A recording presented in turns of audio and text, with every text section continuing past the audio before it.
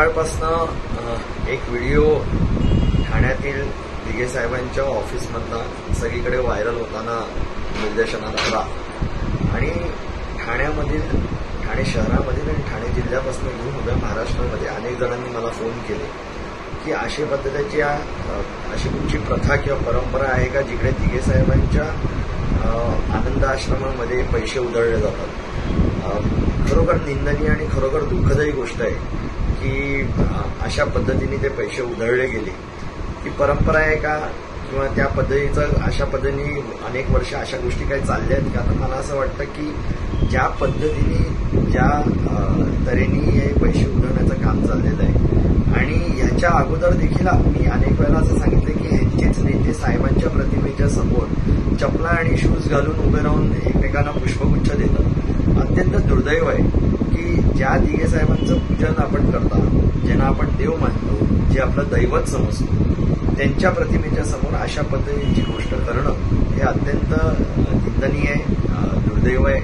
आणि मला असं वाटतं ह्यामुळे अनेकांच्या भावना दुखावल्या गेलेल्या आहेत। आपण बघितलं असेल एवढ्या वर्षामध्ये ठाण्यामध्ये दिघे साहेबांच्या ऑफिसमध्ये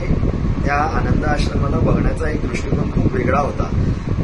सर्वसाधारण नागरिक असतील, गोरगरीब नागरिक असतील, हे दिघे साहेबांच्या त्या आनंद आश्रमामध्ये आपलं श्रद्धास्थान म्हणून यायचे, एका विश्वासाने यायचे आणि त्या ठिकाणी अशा पद्धतीच्या गोष्टी जर का होत असतील म्हणून मी गेल्या 2 वर्षा अगोदर अनेक पत्रकारांच्या माध्यमातून हे सांगितलं की मी स्वतः दिघे साहेबांच्या ऑफिसमध्ये जात नाही, कारण की मला जसं आनंद हरपला असं आपण म्हणतो त्या खऱ्या अर्थाने दिघे साहेबांचं ऑफिस हे दिघे साहेबांचं राहिलेलं नाही, ते आनंद आश्रम राहिलं नाही। तरी पण अनेक जण ज्यांच्या मनामध्ये आजही त्या आनंद आश्रमाप्रती आस्था आहे ते बाहेर न जाताना तिकडे आपली मान आपसूक झुकते, तिकडे ते नतमस्तक होतात आणि तिकडे जर का अशा पद्धतीच्या गोष्टी होत असतील तर खरोखर त्या वेदनादायी आहेत, खूप दुःखदायी आहेत। दिघे साहेबांची माफी या क्षणाला आपण मागू शकतो। ज्या पद्धतीने छत्रपती शिवरायांचा पुतळा ह्या महाराष्ट्राचं सरकार किंवा ह्यामध्ये आपण सांभाळू शकलो नाही, तसंच दिघे साहेबांची प्रतिमा, दिघे साहेबांचे संस्कार, त्यांची तत्व, त्यांचे विचार हे जर का अशा पद्धतीने जर का चुकीच्या माध्यमातून आणि चुकीच्या पद्धतीने लोकांपुढे जात असतील तर खरोखर दुःखदायी आहे आणि याच्यासाठी मी जनतेची आणि त्याचबरोबर लोकांना आव्हान करतो की